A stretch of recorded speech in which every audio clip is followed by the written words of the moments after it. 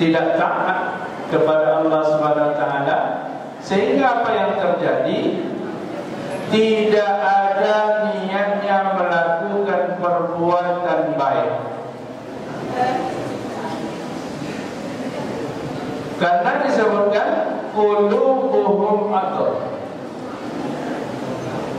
Manusia-manusia yang tidak patuh kepada Allah Subhanahu wa taala, qulubuhum athar, akan dikunci hati mereka, dan Allah tidak akan membuka kunci itu sebelum dia bertobat kepada Allah Subhanahu wa taala.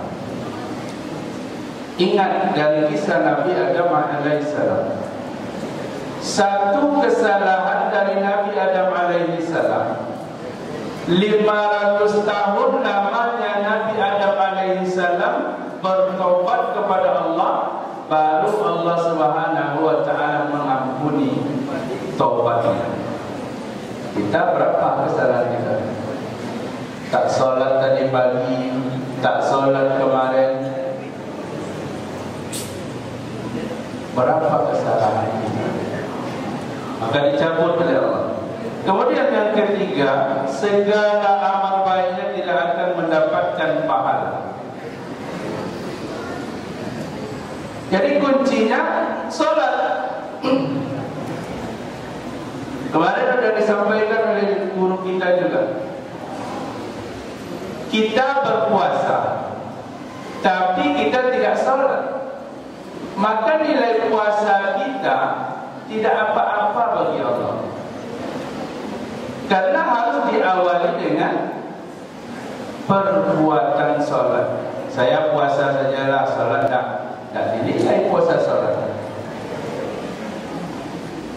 Dan dinilai puasa jadi. Kenapa?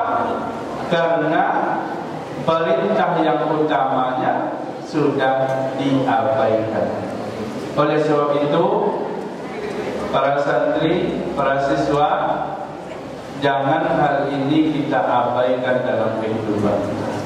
Supaya apa? Supaya nilai pahala yang kita lakukan setiap harinya jangan dihilangkan oleh Allah Subhanahu wa taala.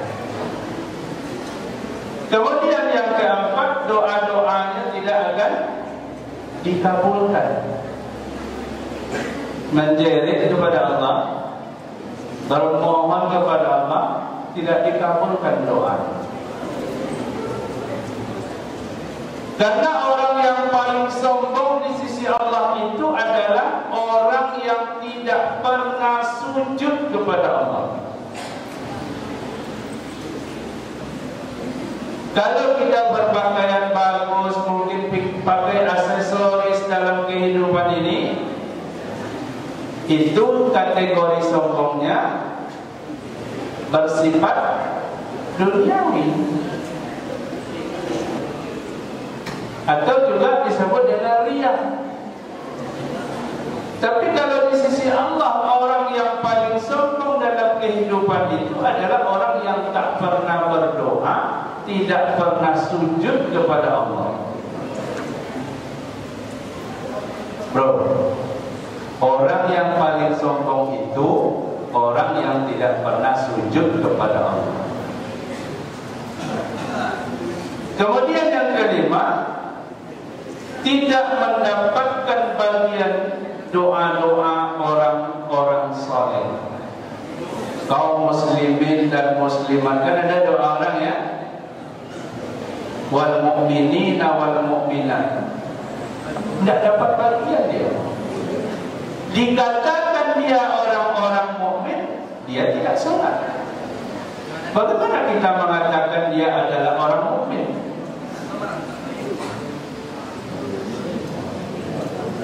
Dia tidak sholat. Kemudian dia akan mulai dibenci oleh orang lain. Orang lain tak senang dengan dia. Kenapa? Tidak ada aurah di wajahnya, karena wajahnya kusam, wajahnya tidak menggambarkan orang-orang baik, maka orang lain mulai tidak senang dengan dia.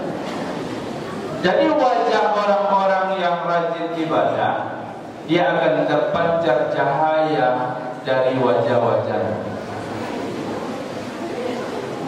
Kalau kusam jo wajahnya muram, orang sudah mulai tidak senang dengan kita.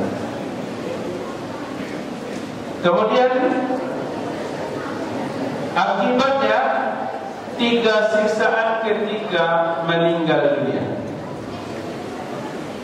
Akibat orang yang tidak melaksanakan sholat, ketika di dunia ini akan disiksa oleh Allah Subhanahu wa taala, matinya dalam kondisi terhina atau disebut dengan su'ul khatimah, akhir kehidupan yang tidak baik. Su'ul. Ada orang meninggal itu dalam melakukan perbuatan maksiat. Ini orang yang tidak salah.